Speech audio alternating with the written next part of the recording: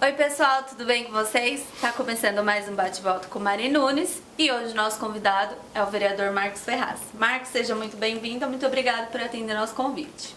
Eu que agradeço a oportunidade, Mari. Marcos, a gente costuma fazer uma pergunta meio clichê, né? Então, de uma forma sucinta, conta pra gente quem que é o Marcos Ferraz. Você nasceu aqui em Vinhedo, você veio pra cá? Eu nasci aqui, minha família é daqui da região do Espírito Santo do Pinhal, né? Os meus pais são de lá, vieram pra cá, né, com os meus irmãos, somos uma família de 6 irmãos e eu já nasci aqui em Vinhedo, então sou vinhedense já há algum tempo. Uhum. E como que foi o começo da sua trajetória na política? Ou, assim, você trabalhou em alguma outra área antes de ir para a política? Como que foi? Não só trabalhei como trabalho, né? Eu nunca via política como, assim, profissão, embora eu acho que ela deva ser feita com profissionalismo, mas não ser uma profissão, nunca tive dessa forma. Então eu sempre tive a minha profissão, tanto a minha formação, sou formado em publicidade e propaganda, já atuo nessa área também, mas fui comerciante, né, aqui em Vinhedo por 25 anos e paralelamente isso eu desenvolvi a minha atividade política, que começou na época, basicamente na época da faculdade. Primeiro ano de faculdade, foi um ano já muito agitado politicamente, foi em 89, né, com as eleições para presidente, a primeira, retornando depois de um período longo, sem eleições diretas para presidente.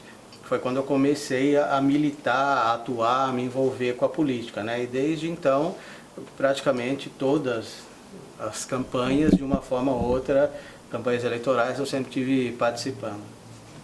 E quantas eleições você disputou e entrou? Assim, que eu participei, como eu disse, de lá para cá, de 89 para cá, de todas eu participei. Eu estive envolvido, trabalhando, fazendo campanha, né, vestindo a camisa de um outro candidato que eu acreditava nas propostas. Dito. Eu, como candidato, eu fui candidato pela primeira vez em 2000 a vereador, fui eleito, né, já na primeira candidatura. Depois, em 2004, fui candidato a vice-prefeito, também fui eleito.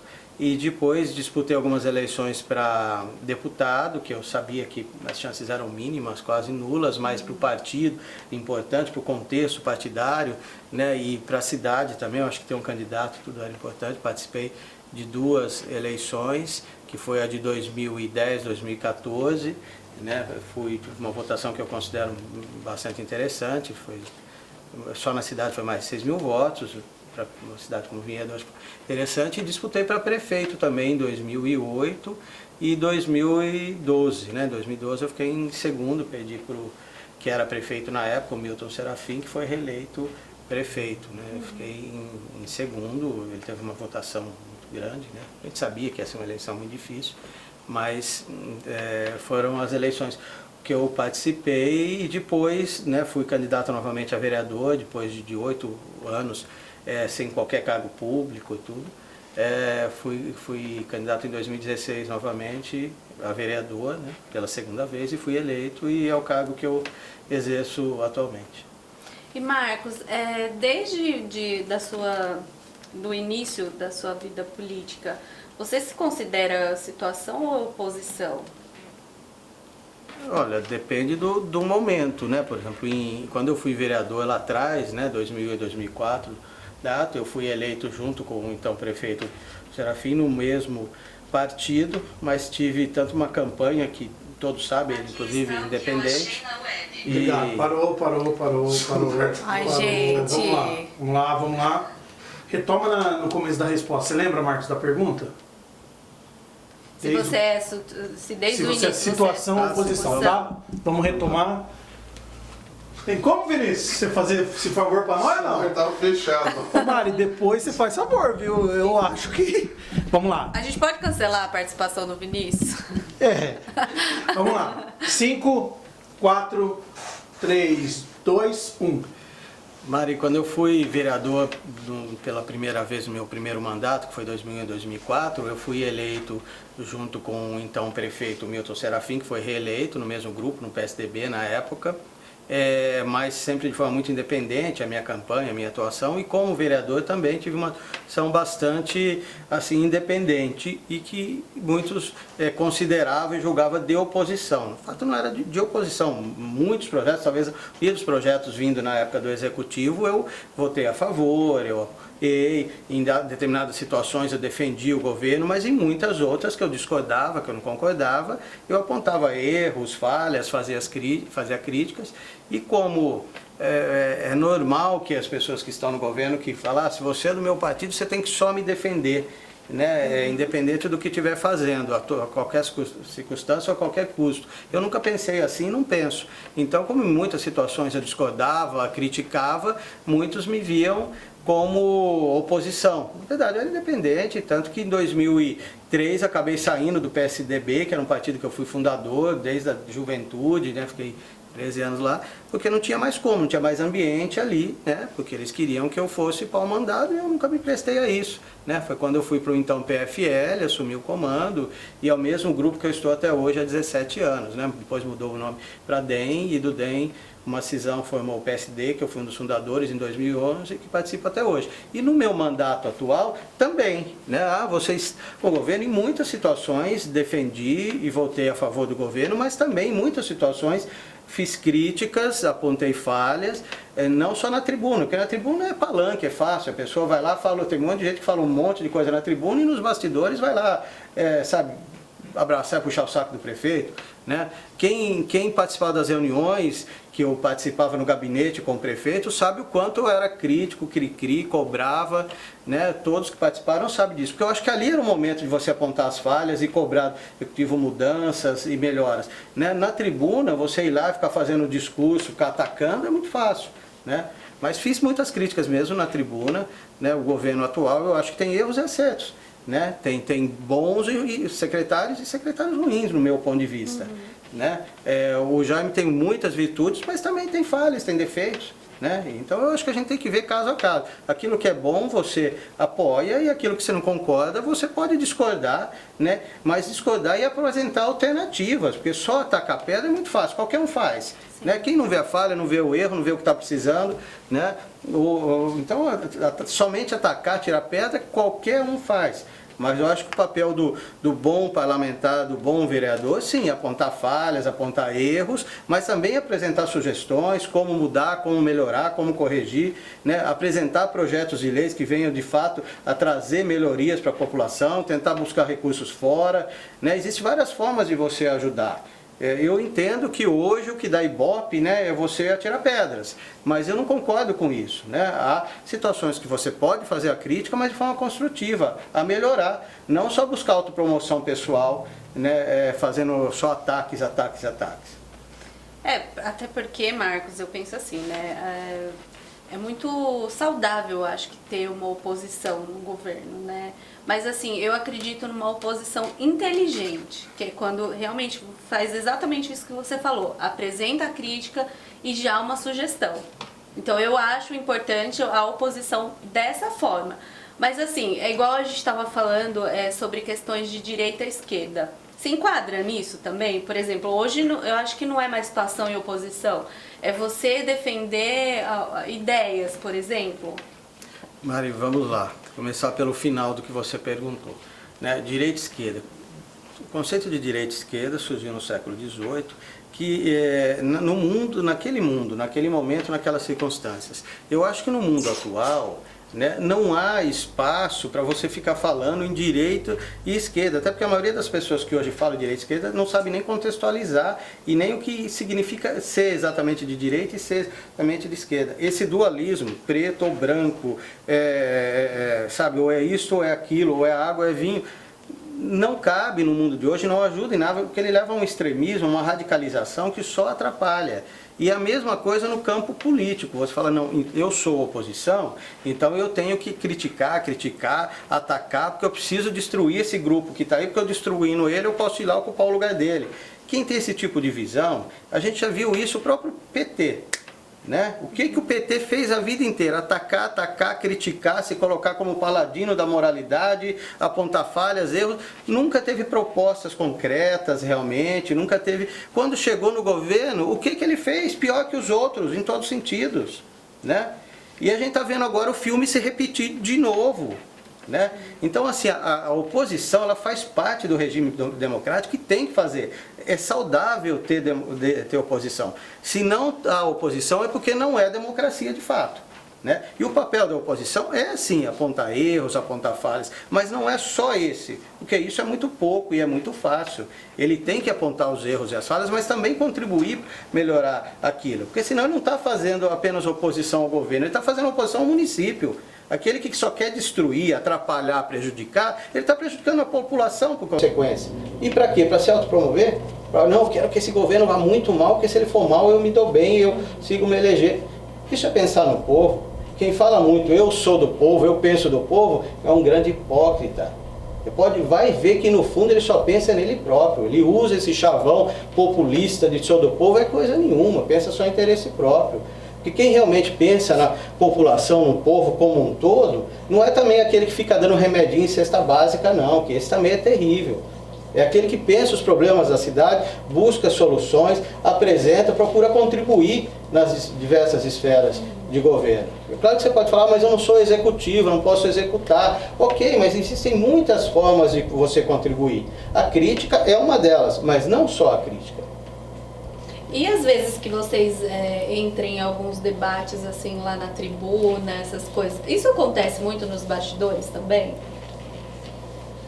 Olha, o que eu falo na tribuna, o que eu penso é o que eu falo em reuniões, em bastidores e tudo. Não tem esse negócio de ficar lá fazendo aquela encenação toda e depois ir lá e querer fazer, sabe, criar dificuldade para vender dificuldade. Fala, critica para ver depois se vai lá e consegue alguma vantagem. Esse tipo de coisa eu acho terrível política.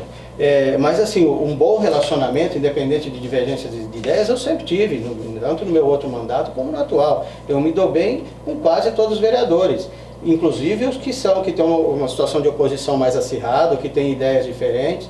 Né? Agora, quando a pessoa transforma a vereança, uma eventual divergência de ideias ou de posicionamento, leva isso para um campo pessoal, começa a fazer ataques pessoais a você, a sua família, né? Assim, daí isso já não é política, né?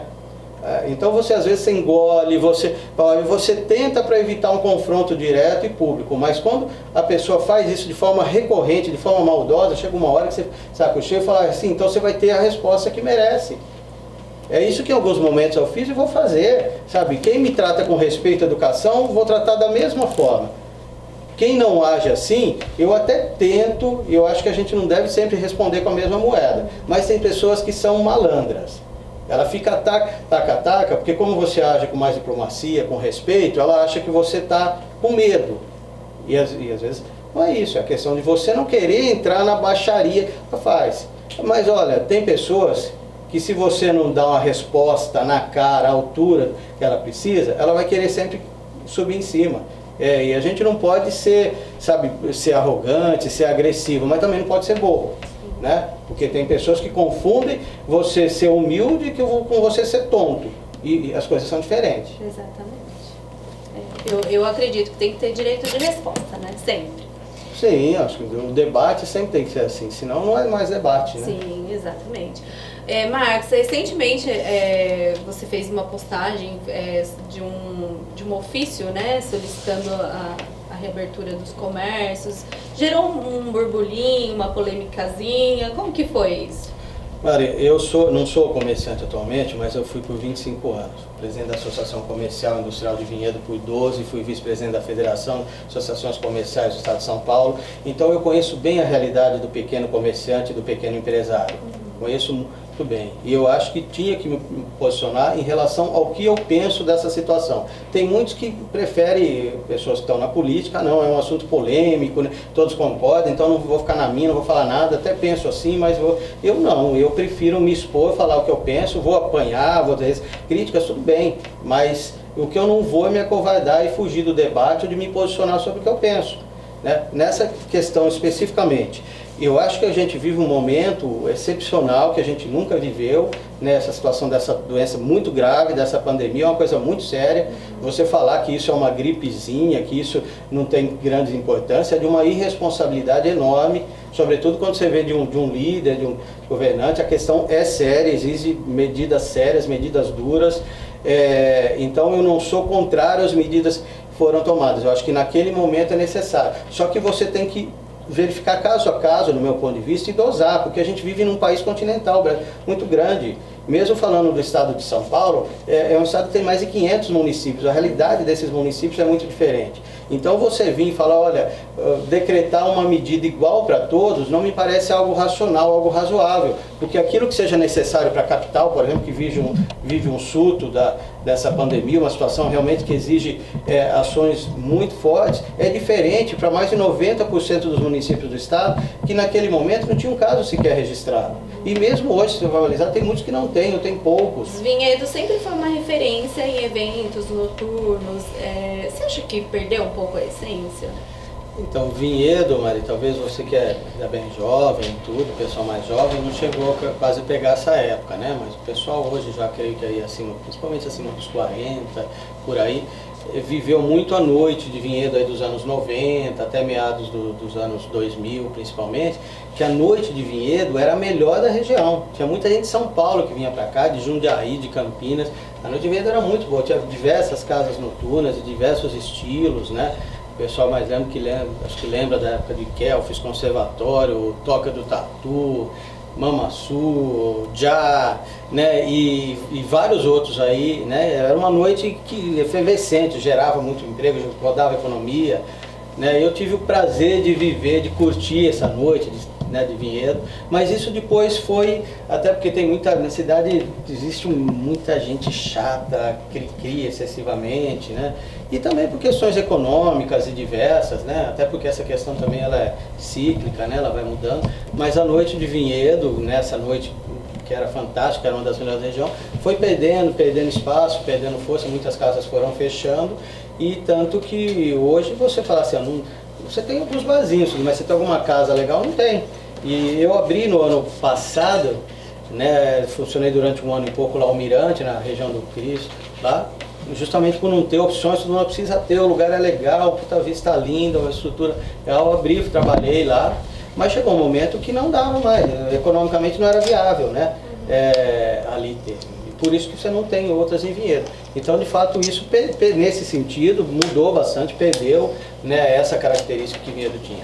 E quanto a eventos, festas, grandes festas, Vinhedo tem, né, no passado você tinha basicamente na cidade só a Festa da Uva, que era uma grande festa, né, o Parque Municipal que foi criado basicamente, quando ele foi criado foi se pegar a Festa da Uva que acontecia na rua, na Avenida Independência e fazer no parque.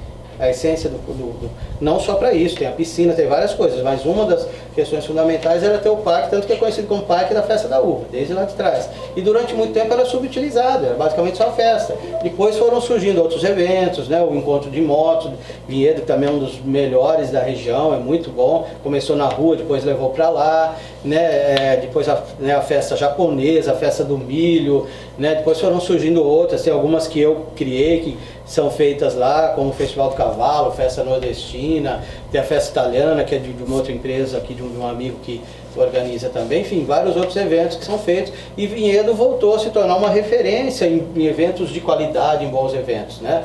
É claro que nem todos gostam, né? A grande maioria da população frequenta, participa, mas sempre, como eu te falei, existem algumas pessoas às vezes, que fazem reclamação de som, de tudo, e que eu entendo o lado das pessoas, né, de certos moradores, eu acho que tem que ter um equilíbrio, né, em relação a isso. E existem outros que são chatos mesmo, são cri-cri, né? Às vezes ele mal tá ouvindo, ele sai na varanda, ouve um ruidinho, vai lá ligar pra guarda, vai encher o saco, ele deve ter alguns problemas pessoais, deve ter insônia, então ele vive de encher o saco dos outros. Existe esse tipo de gente também. E existe aqueles que reclamam com razão. Né? Por isso até que propus no ano passado, até por conhecer essa realidade, uma lei que criou um regramento. Né? Alguns, não, é lei para funcionar. Não, não é isso. A lei estabeleceu um regramento, né, numa área onde não existia até então. E a gente está seguindo já o finalzinho, né? E eu queria saber de você, você acha que o povo está desacreditado da política? Muito, né? Muito, e não é sem razão. Se você vê a realidade do Brasil, não de agora, só que já vem de muito tempo, né? Já vem de muito tempo. E na verdade não é só no Brasil, isso é um fenômeno que ocorre no mundo, né? E que é uma coisa muito ruim, muito perigosa, porque isso dá margem para você ver uns lunáticos aí, na verdade, né, fustigado por outros que têm interesse direto, a vir falar em volta de ditadura, de tal. As pessoas não têm... Que é isso? Só o fato de você poder protestar, pedir, falar é fruto da democracia. Se não houvesse democracia e liberdade, né, teria. Então, para mim, a democracia e a liberdade são valores em si. E a democracia, de fato, ela tem muitos defeitos, mas é o melhor que o homem que conseguiu criar até hoje. Porque ela permite a alternância de poder, ela dá liberdade de você falar, protestar, se está ruim, vota e tira esse, elege outro. Né, o próprio impeachment, a gente já teve 2 presidentes que passaram por isso e talvez possa ter outros que venham a passar também. É um mecanismo da democracia esse. Né? Mas de fato existe uma descrença muito grande na classe política, e o pior disso é a generalização que ocorre, né? E que alguns tentam ainda fomentar. Mas eu acho que é fundamental que as pessoas procurem se interessar mais pela política, entender o processo político, o que é função de um vereador, de um deputado, de um prefeito, o que está na alçada, para poder cobrar aquilo que está na alçada dele. Você vê muitas pessoas cobrando o vereador pelo aquilo que é função do prefeito, que não cabe, ele não tem autoridade para aquilo. E aquilo que realmente é função do vereador, às vezes ela nem cobra porque não tem conhecimento, né? Mas isso é só a prática democrática que permite ir aperfeiçoando. Né? A gente é uma democracia relativamente jovem, quando você compara com países europeus, por exemplo.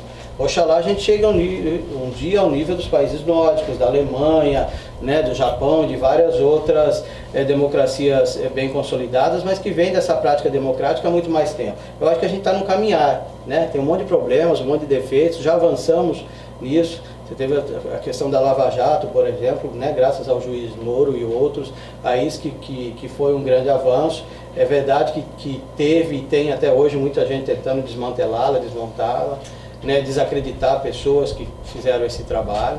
O judiciário também tem seus problemas, sim, tem suas falhas, né? Estamos falando de seres humanos, né? Existe também aí muito problema, como existe na área política. Existem juízes fantásticos, capazes, competentes, honestos, e outros que não, né? Os seres humanos.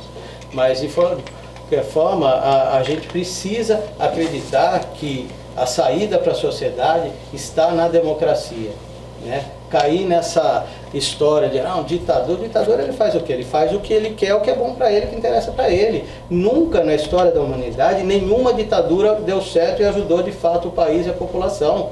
Basta fazer uma análise da história. Só quem não tem conhecimento histórico para falar uma besteira dessa, que ditadura em algum lugar resolveu algum problema, né? Mas o que acontece hoje? A gente vê alguns grupos fustigando isso e alimentando que a saída é uma ditadura. Meu Deus, vai conhecer a história, né? Vamos reivindicar, vamos lutar, vamos criticar, se for preciso caçar governador, presidente, prefeito, vereador, por o que for, vamos sim, mas não vamos perder a crença na democracia. Nenhum país do mundo que atingiu um bom padrão de vida para a população que não tenha sido através de um regime democrático. Vamos melhorá-lo, vamos aperfeiçoá-lo e não tentar desmontá-lo e desacreditá-lo como tem alguns tentando fazer. Ô Marcos, deixa eu só aproveitar o ganchinho e esticar mais um pouquinho. Fala então para as pessoas sobre a importância de votar e não anular o voto. Mari, eu nunca votei em branco e nunca anulei o voto.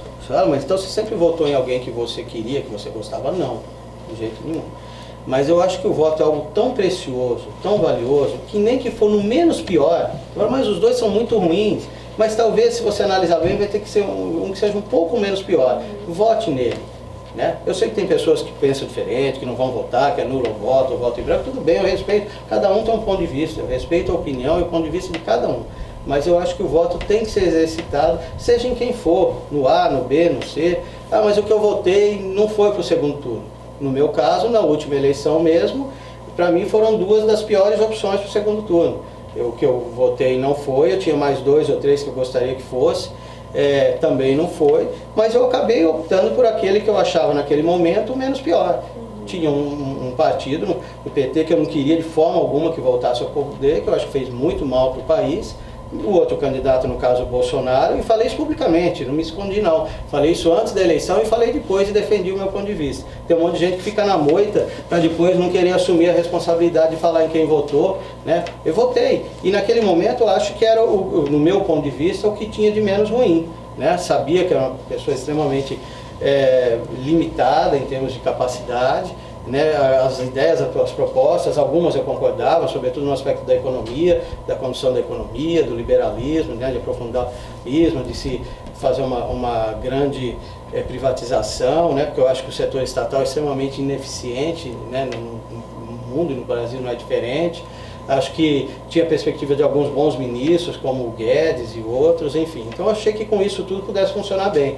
Só que, assim, eu não achava que ia ser tão bom, mas na verdade eu não imaginei que seria tão ruim, né? Não porque não teve alguns avanços no governo, porque a gente tem um presidente, no meu ponto de vista, e respeito quem pensa diferente, mas absolutamente despreparado, né? E ele, a família dele, os filhos, né? Os filhos mandam também, influenciam, decidem, fazem, né? Colocou o país nessa situação. O Brasil poderia estar, né? É claro que veio essa situação da crise agora, do coronavírus, né, atrapalhar o mundo todo, mas o Brasil poderia estar se caminhando no sentido de uma recuperação e um crescimento econômico muito maior, muito mais rápido, se não fosse tantos problemas, tantas confusões, briga aqui, briga ali, uma diplomacia horrível, até com o nosso maior parceiro comercial, que a gente tem um superávit enorme, que é com a China, eles ficam arrumando problema, confusão, criando história. Se a China, veja bem, se a China resolver romper relações comerciais com o Brasil, ou que não seja romper, mas fazer um grande pote,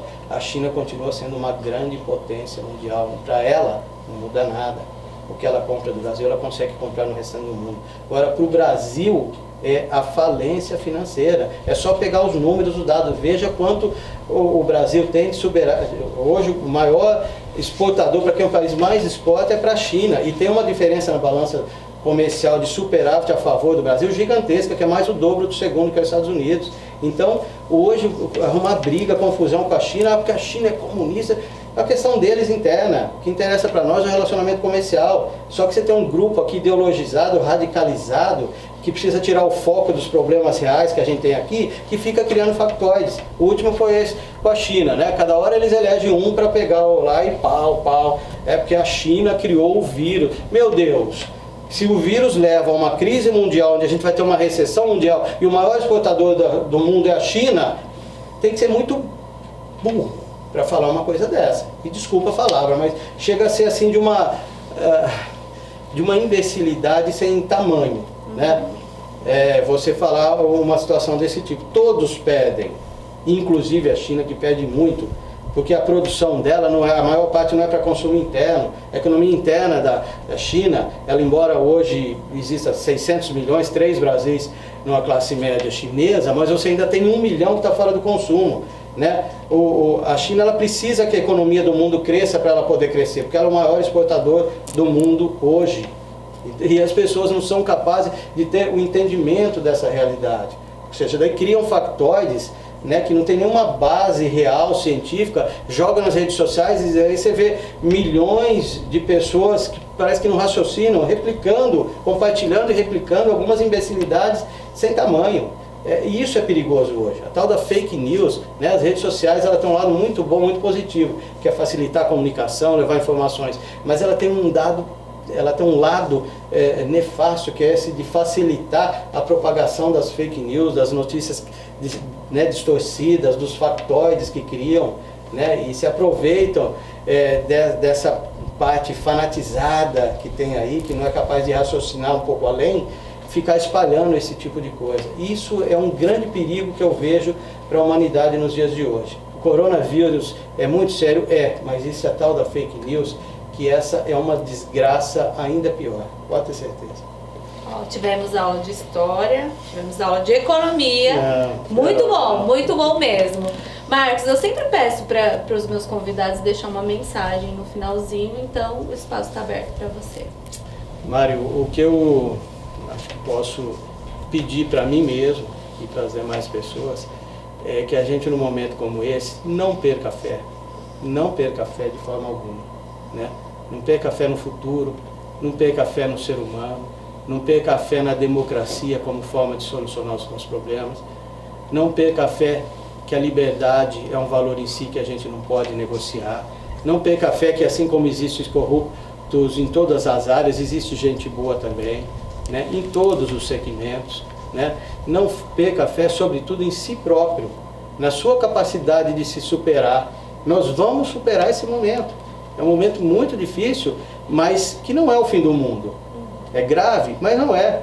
O mundo vai continuar, né? Nós vamos ter uma sequência. Então a gente tem que estar preparado para superar esse momento, né? Para depois retomar e ainda com mais gana, com mais gás, né? Para recuperar isso e fazer esse país que tem um potencial fantástico, né? Deus nos brindou, né? Com um país fantástico, né? A gente tem recursos naturais, um país lindo, um povo que historicamente sempre foi um povo pacífico, acolhedor, né? Infelizmente estamos num momento talvez mais conturbado, mas a natureza do brasileiro é de ser um povo acolhedor e pacífico, não passivo, que isso não é bom, mas pacífico. Então vamos usar tudo isso que a gente tem de bom nesse país e essas características nossas para superar e sair ainda mais fortalecido desse momento.